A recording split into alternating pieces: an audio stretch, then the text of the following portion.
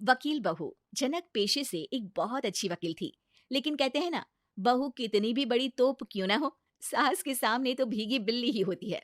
अरे जनक, क्या बात है? आज रोटी नहीं मिली अभी तक। ये तेरा कोर्ट नहीं है जो आज फैसला ना हुआ तो कल की तारीख मिल जाए। रोटी तो रोज वक्त में चाहिए। हाँ।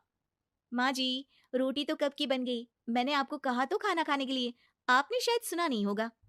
ओहो, जज नहीं हूं मैं तेरे कोर्ट की, सास हूं सास। कोई दलील फालतू की मत देना यहाँ। बहुत जानती हूं मैं इन वकीलों को। अपनी बात ऊपर रखने के लिए झूठ बोलने में जरा भी नहीं सोचते। तभी वहां जनक के ससुर आ जाते हैं।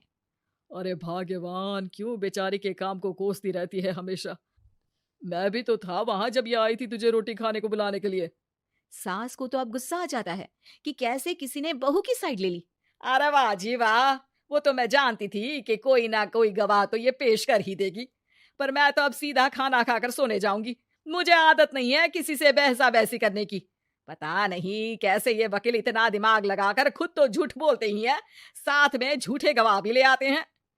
जनक को सास के ताने सुनने की अब आदत सी पड़ जाती है। एक दिन जनक वकील की ड्रेस पर काला कोट पहनकर कोर्ट के लिए निकल ही रही होती है कि अरे कहाँ चली काला कौवा बनकर? टोक दिया ना। अब कोर्ट तो वकील वाली ड्रेस पहनकर ही जाऊंगी ना। वाह भाई वाह, दामिनी तो मैंने भी देखी है। सन्नी पाजी ने ऐसा ही कोट पहना था और कहा था कि तारीख पर तारीख, तारीख पर तारीख। मतलब कि कोई बात करनी है तो बोलिए, वरना वक्त नहीं है मेरे पास खराब करने के लिए। अरे पता नहीं तुझ में क्या देखा मेरे बेटे ने, सारा दिन वकीलों वाली बहस करती है, भोली भाली सास के साथ। अच्छा सुन, जो इतनी बहस मेरे आगे करती है ना, जरा अपने बॉस से कर ले, जो 1 साल भी ना हुए तेरी शादी को और काले कपड़े पहना दिए। अंदर जा और लाल कोट पहन कर आ, पता तो चले कि नई नवेली शादी हुई है।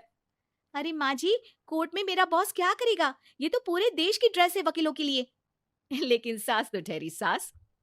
अच्छा, तो कोई जरूरत नहीं है 2-4 साल कोर्ट जाने की। शादी थोड़ी पुरानी हो जाए तब इजाजत दे दूंगी मैं तुझे काले कपड़े पहनने की। अब क्या था, मन मारकर जनक को लाल रंग का कोट पहनकर कोर्ट जाना पड़ता है। उसके जाने के बाद आहा, बढ़िया, ये पूरे देश की ड्रेस की बात करने वाली। अरे पहना दिया ना लाल कोट।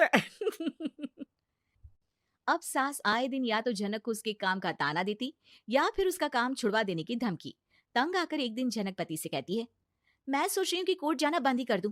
अरे क्यों यार, इतना अच्छा करियर है, क्यों छोड़ने की सोच रही हो? अरे लाल रंग का कोट पहनकर जाना पड़ता है। हर बात पर सास ताना देती है कि वकील तेज होते हैं, सवाल जवाब करते हैं, झूठी दलीलें देते हैं। अरे तो ठीक है ना, वो जो कहती है अपनी समझ से कहती है, लेकिन तुमको तो पता है ना कि सच्चाई क्या है। जनक को पति की बात से हौसला मिलता है कि तभी घर पर कुछ लोग आ जाते हैं। अरे आइए आइए पंच साहब, कैसे आना हुआ? अरे भाई साहब, सुना है कि आपकी बहू वकील है। तभी वहां सास आ जाती है। हाँ है तो, लेकिन क्या हुआ? फिर कहीं बहस कराई क्या? अरे हम तो खुद दुखी है उसके व्यवहार से। अरे भाभी जी, आपको तो पूरा मोहल्ला जानता है कि आप कितना बोलती है। फिर हम यहाँ बहू रानी की कोई शिकायत नहीं, बल्कि अपनी परेशानी लेकर आए हैं। ससुर जी खुश हो जाते हैं। हाँ हाँ, मैं भी बहू को बुलाता हूँ। जनक वहां आती है, सबको नमस्ते करके बैठ जाती है। बहू रानी, हमारे गांव में बड़ी मुसीबत आ गई है। अब तो पूरे गांव की जिम्मेदारी मानो तुम्हारे कंधों पर है। अरे ना ना, इससे तो घर की जिम्मेदारी पूरी नहीं होती, ये गांव की जिम्मेदारी क्या लेगी? भाभी जी, आप चुप हो जाओ। यहाँ पढ़े लिखे लोगों की बात हो रही है। आप जाओ, जरा रसोई से सबके लिए चाय लेकर आओ। मैं कॉफी लूंगी। हाँ हाँ, वकील साहिबा के लिए कॉफी। सास सर पैर सब पटक कर वहां से निकल जाती है। बहू, गांव में पानी नहीं आ रहा है। पड़ोसी राज्य ने हमारा पानी रोक रखा है। हम्म, इसका मामला तो बड़े कोर्ट में चलेगा पंच जी, लेकिन ऐसा क्यों? वो राज्य हम लोगों से पानी के पैसे मांग रहा है। अब आधे गांव में पानी की सप्लाई खत्म हो गई है बोरानी। अच्छा पंच साहब, बात गांव की है तो मैं जरूर केस लड़ूंगी। यहाँ एक बार फिर सास की एंट्री हो जाती है। अरे वाह जी वाह, ये काम करवा लो आप हमारी बहू से, बहुत अच्छा करती है। मैं हूँ सीधी सादी सास। इस लड़की ने कैसे लड़ लड़ कर मुझे साइड कर रखा है, ये तो अब आपको पता चल ही जाएगा। अरे भाभी जी, आपकी आवाज तो पूरे गांव को सुनाई पड़ती है जब आप बहू रानी को सुंदर वचन सुना रही होती हैं।